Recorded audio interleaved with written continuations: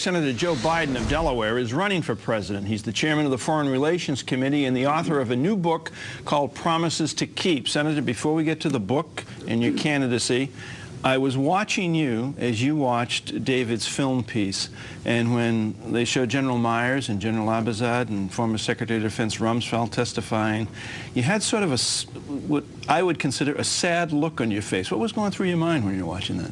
No accountability. This is the only administration that no one's ever made a mistake in the face of constant disaster. You know, it used to be, my grandpop used to talk about, you got to stand up. I mean, you know, it used to be an honorable thing that somebody'd come forward and say, hey, I screwed up. That was me. I mean, think of the fact. I mean, who has been held accountable for anything in this administration? The Attorney General, Secretary of Defense, Secretary of State, Vice President, National Security Advisor, Chairman of the Joint Chiefs of Staff. Would this all happen on the watch of privates? I mean, I just find it incredible, the lack of, I don't know, my grandpa would call it honor. How frustrated is it for you as a United States Senator, never mind being out on the campaign trail running for president? You're a United States Senator. You've been there since 1970. How frustrating is it for you that you have this going on, what you consider to be this lack of accountability, and yet you can't get people to be held accountable?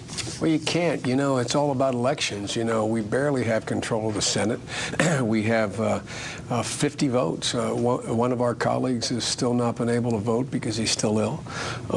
And the House doesn't have effective control. It's frustrating as the devil. And what's even more frustrating, the people who voted to send the Democrats to Congress last time out expected that somehow we were going to be able to really, you know, have operational control, really call people to task. But it's just really frustrating. What's most frustrating, Mike, is that you got all these folks out there who just losing confidence in the government, losing confidence in anything that's going on. And you got 160,000 families implicated by having folks over there in Iraq. They don't see any plan. They don't know what these guys are doing. I mean, it really is. It's sad. What do you think General Petraeus is going to do when he comes back and speaks to you people, speaks to us on September 15th? I know General Petraeus well, and in constant contact with him the last 4.5 years. I disagree with his plan in the surge, but I think he's an honorable guy. I think he'll come back and say two things you're going to have to read between the lines. And one's going to be, we've made some progress in the surge. We've made some military progress, but I think he'll be honest enough to say we've made no political progress. And absent some political accommodation, you just showed you had the Sunnis getting up and walking out of the cabinet. They continue to adhere, as a lot of my Democratic colleagues do, Mike, to this fundamentally flawed premise that somehow you can establish a strong unity government in Baghdad that can control the country. It's not going to happen in anybody's lifetime. You know, I can't recall a war that's been as difficult for reporters to cover as this war. It's so lethal to anybody on the ground working for any news organization. Absolutely. And yet you keep hearing anecdotal information that seems so at odds with what you get out of the White House or the Pentagon in terms, fine, military success in Ramadi, I understand that, I accept that, I believe that, and yet when you hear people continue to come back, United States senators as well as regular soldiers, saying they can't get the lights on in Baghdad, they can't get the water running. They can't. They can't. I've been there 7 times. I'm heading back in a couple weeks, actually a month. I'm heading back for my 8th trip. And let me tell you something. I've been in and out of the Greens. I've been to Maradi. I've been down to Basra. I've been out in Anbar province. I've flown over most of it in a helicopter. I've been up as far up into Erbil. I mean, the idea that somehow there's any cohesion here, it is absolutely fanciful. What has happened here is, to the extent that Petraeus has concentrated in certain areas and localized the conflict. That is, let local tribal chiefs have local police forces and local control. To the extent that's happened, there's been some progress.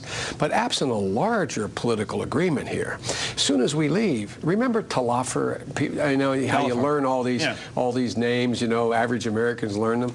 Well, you know, a year and a half ago, we heralded this as a great example. We had 10,000 combined troops in there. We cleaned out the city. We rebuilt the schools and the city facilities, etc.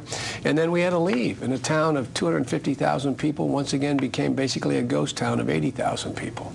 I mean, the same thing's going to happen.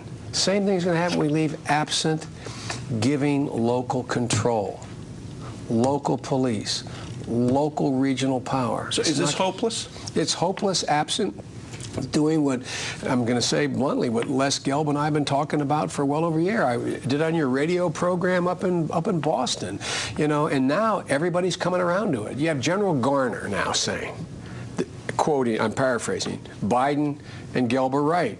The only way this ends without the whole thing splintering apart, meaning the whole country, and it's not going to just break up in 3 pieces, Mike. It's going to break up not just on religious basis, but tribal basis. You're going to see this civil war metastasize into Turkey, into affecting Iran and Syria. And we got a real problem now. It's going to get a lot worse. And why they continue to adhere to the prospect that Maliki can put together a unity government that can control the country is just beyond my comprehension. So what you're talking about, what you're saying, is not only something that's going to be handed off to the first term of the next president.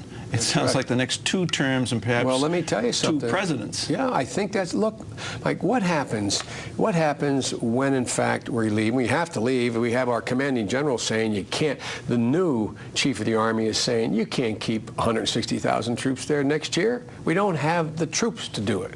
We can't do it. So everybody knows we're going to be leaving, Mike, and you either leave with putting together a political settlement, bringing in the international community that's ready to come in. Because look, the French aren't looking to help us, the Russians, the Chinese, but they know things are really bad for them if this place fractures. You know, back on the point of the larger point of David's piece on the death of Private Tillman,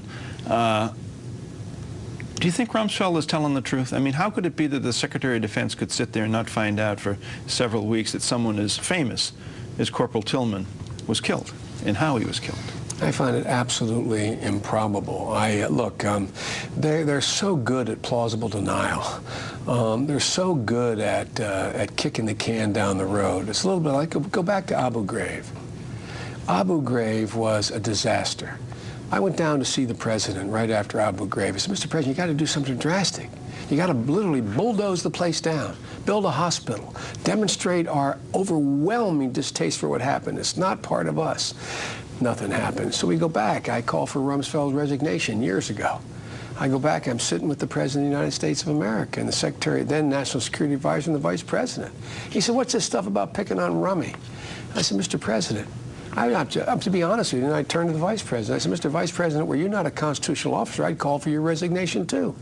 And the President looked and said, why? I said, name me one piece of advice you've been given in Iraq from either the Secretary of Defense or the Vice President has turned out to be correct. Name me one. That's all in the book. Well, but we're going to get to the book. No, but it's beyond the book. It goes to your essential point, I think, Mike, and that is these guys just never level. They just never level.